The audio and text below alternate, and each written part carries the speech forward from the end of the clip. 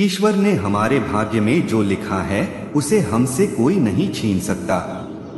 लेकिन अगर हमें अपने ईश्वर पर सच्चा भरोसा है तो हमें वो भी मिल सकता है जो हमारे भाग्य में नहीं लिखा होता। इंसान का मुश्किल वक्त उसके लिए एक दर्पण की तरह होता है जो हमारी क्षमताओं का दर्शन हमें करवाता है। इस पूरे ब्रह्मांड में ऐसी कोई ताकत नहीं जो इंसान की इच्छाओं की पूर्ति कर सके, क्योंकि इंसान की इच्छाएं एक समुद्र के समान होती है जिसे कभी भी भरा नहीं जा सकता। जो दूसरों की तकलीफों को समझते हैं, जिनमें दया है, दिल से अच्छे हैं, उन्हें दोबारा जन्म लेना नहीं पड़ता। अगर कोई मनुष्य हमारे साथ बुरा कर रहा है तो उसे करने दो, यह उसका कर्म है और समय उसके कर्म का फल उसे जरूर देगा। लेकिन हमें कभी भी किसी के साथ बुरा नहीं करना चाहिए, क्योंकि यही हमारा धर्म है। दुष्ट लोग अगर समझाने मात्र से समझ जाते तो यकीन मानो महाभारत कभी ना होता। श्री कृष्ण कभी भी हमारा हाल नहीं पूछते, पर वो हमारी सब खबर रखते हैं। श्री कृष्ण अपने सच्चे भक्तों पे हर घड़ी नजर रखते हैं। जो हुआ वह अच्छा हुआ, जो हो रहा है वह अच्छा हो रहा है, जो होगा वह भी अच्छा ही होगा। तुम भूत का पश्चाताप न करो, भविष्य की चिंता न करो, वर्तमान में जियो। अगर आप जीवन में असफल होते हैं तो आपको दोबारा प्रयास करने में कभी नहीं घबराना चाहिए, क्योंकि जब आप दोबारा प्रयास करते हैं तो आपकी शुरुआत सुनने से नहीं बल्कि आपके अनुभव से होती है। जिंदगी में सदैव अवसरों का आनंद लेना चाहिए, लेकिन किसी के भरोसे को तोड़कर नहीं। इस संसार में मनुष्य किसी भी रूप में बड़ा नहीं होता, बल्कि मनुष्य के पीछे जो ताकत खड़ी होती है वो ज्यादा बड़ी होती है। मनुष्य अपने सच्चे हृदय से जो दान दे सकता है वह अपने हाथों से नहीं दे सकता, और मौन रहकर हम जो कह सकते हैं वह हम अपने शब्दों से नहीं कह सकते। अंतकाल में जो मनुष्य मेरा स्मरण करते हुए देह त्याग करता है वह मेरी शरण में आता है। इसलिए मनुष्य को चाहिए कि अंतकाल में मेरा चिंतन करें। जिस व्यक्ति के पास संतुष्टि नहीं है उसे कितना भी मिल जाए वह असंतुष्ट ही रहेगा।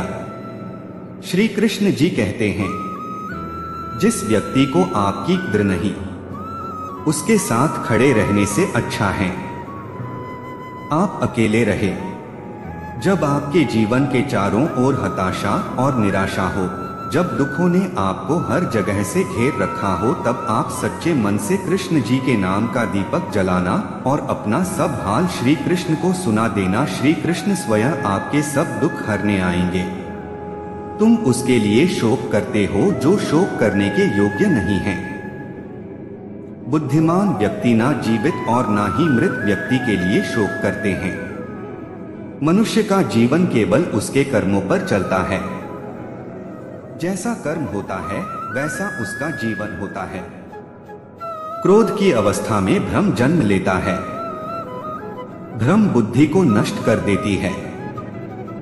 बुद्धि के नष्ट होते ही व्यक्ति का पतन हो जाता है।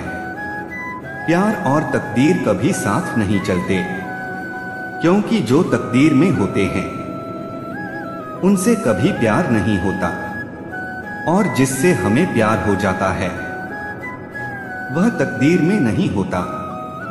खाली हाथ आए खाली हाथ वापस चले जाओगे। आज तुम्हारा है, कल किसी और का था, परसों किसी और का होगा। तुम जिसे अपना समझकर मगन हो रहे हो, बस यही प्रसन्नता तुम्हारे दुखों का कारण है। हर कीमती चीज को उठाने के लिए झुकना ही पड़ता है। माँ और पिता का आशीर्वाद भी इनमें से एक है।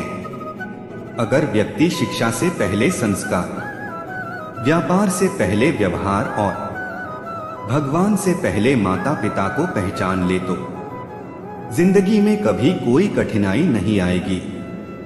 फल की अभिलाषा छोड़कर कर्म करने वाला पुरुष ही अपने जीवन को सफल बनाता है।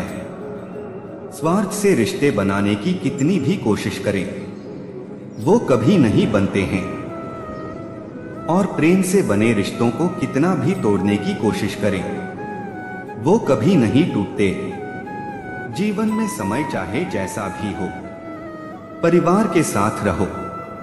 सुख हो तो बढ़ जाता है और दुख हो तो बढ़ जाता है। अहंकार मत कर किसी को कुछ भी देकर, क्या पता तू दे रहा है या पिछले जन्म का कर्जा चुका रहा है। प्रेम और आस्था दोनों पर किसी का जोर नहीं। ये मन जहां लग जाए वही ईश्वर नजर आता है। जीवन में आधे दुख इस कारण जन्म लेते हैं क्योंकि हमारी आशाएं बड़ी होती है। इन आशाओं का त्याग करके देखो, जीवन में सुख ही सुख है। आत्मा न तो जन्म लेती है, न कभी मरती है, और ना ही इसे कभी जलाया जा सकता है, ना ही पानी से गीला किया जा सकता है। आत्मा अमर और अविनाशी है।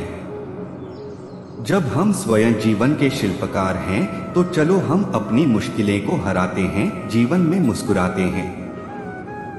मान अपमान, लाभ हानि, खुश हो जाना या दुखी हो जाना, यह सब मन की शरारत है। उससे मत डरो जो वास्तविक नहीं है, ना कभी था ना कभी होगा। जो वास्तविक है वो हमेशा था और उसे कभी नष्ट नहीं किया जा सकता।